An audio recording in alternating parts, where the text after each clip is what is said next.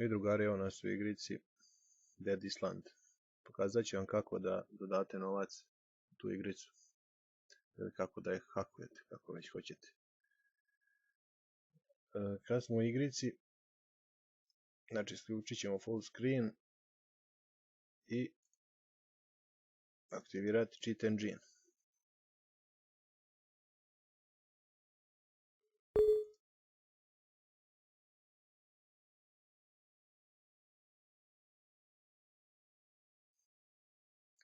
Znači na mali kompjuter u uglu, zatim na ikonicu od igrice Open.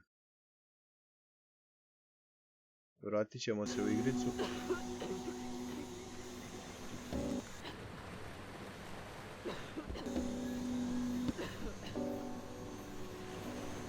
I znači tamo gdje se nadograđuje oružje.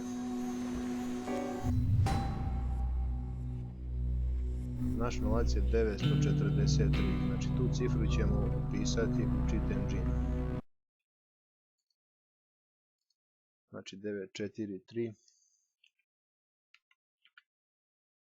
Skenirat ćemo. Zatim se vraćamo u igricu i nadogradit ćemo neko od oružja, evo na primjer.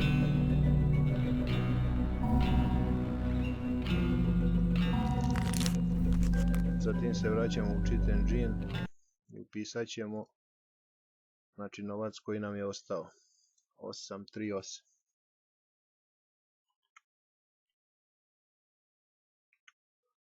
Zatim next scan, znači ovu adresu obeležimo, crvena strelica u donjem uglu, zatim ponovo obeležimo ovu adresu, stisnemo enter, brišemo ovaj broj 838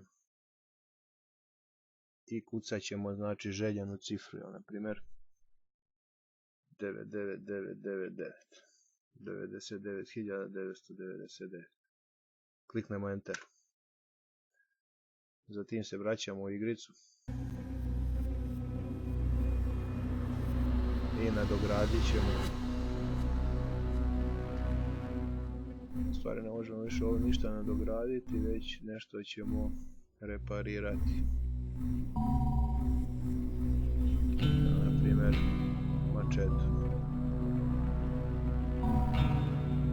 Cifra nam se već pojavila, tako da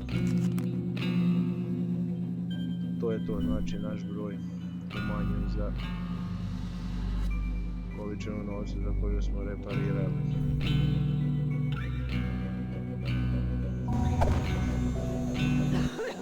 I znači možete naizmjenično dodavati novac po želji na ovaj način.